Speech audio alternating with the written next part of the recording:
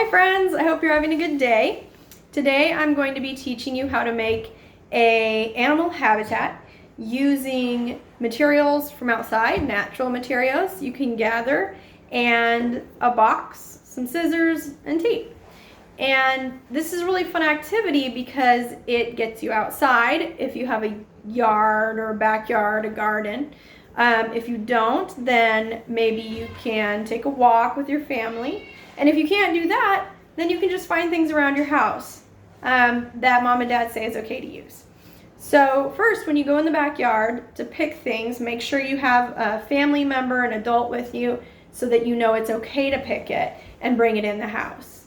So you gather up a bunch of natural materials. I went in my backyard. I found some of these fun kind of grasses, and I think this is a weed. I also found some leaves. I found some of these fun little seed pods that come off of my tree in my front yard. I found dandelions, some bark, and I'll bring the camera closer at the end so you can see the diorama better. And then, I found some sticks. And the other things you need: scissors, tape, optional really, the tape. Glue if you have it and want to glue these things. I didn't, so I just set them in really neat. And then I'm using old Kleenex boxes. You can use any kind of cardboard box you'd like. Just know that you'll be cutting it up. The cutting part, mom or dad and an adult should probably do. So the way I started was I took out this plastic bit inside of my Kleenex box. We don't need that. Okay? And then to make it open like this, I'll show you by cutting this one up.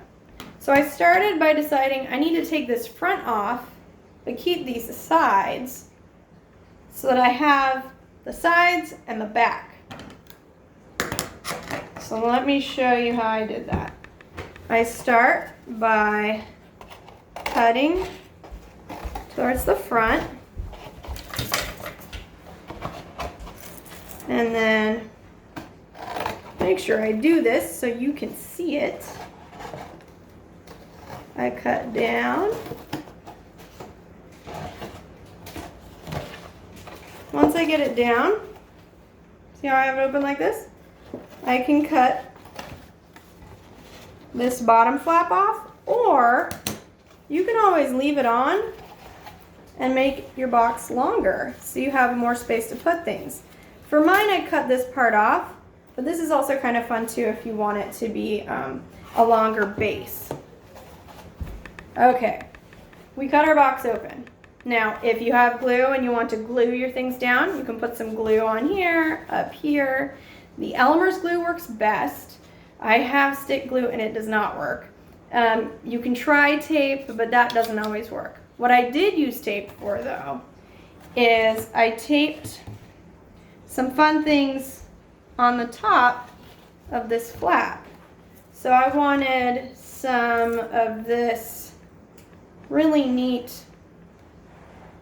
kind of see it there. It's this really neat kind of grass weed hanging down.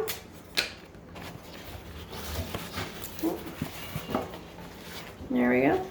I took some tape and I taped it on the stem so that it could hang down. So you can kind of have some decorations hanging down around, and then you can set things inside. Let me show you the one that I did. Oops.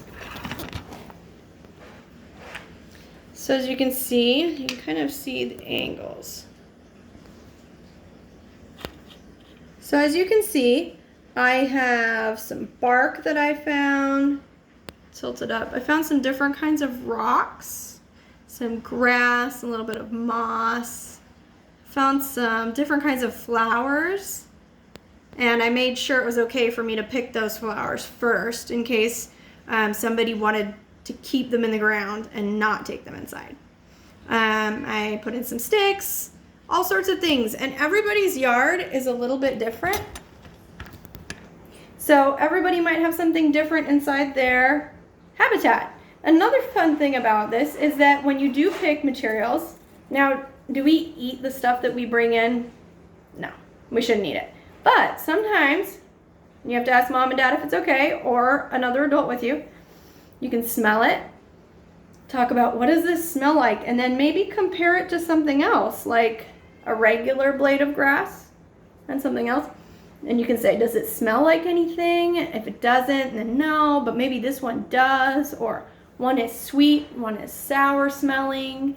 You can feel textures. So I found these smooth rocks, and I also found what I believe are called lava rocks. And these are rough when I feel them. They're kind of rough. But these ones are very smooth. So you can try different types of rocks, talk about how they feel, talk about their colors. You can talk about what different flowers look like. You can also talk about what kind of animals you think would live in your habitat. Maybe if you have small toy animals that fit, you could put a toy animal in, and that could be its habitat. You could talk about what animals might eat grass, what animals might eat the other materials you bring into your habitat, flowers. You could talk about insects that might like your habitat. It's a really great way of really connecting nature to art and education. So I hope you have a lot of fun with this if you do it. You can use things around the house, so if you can't get outside, you can definitely change this any way you want. But this is just a fun art activity for you to try at home. I hope you have a wonderful day and have fun with your art. Thank you, friends.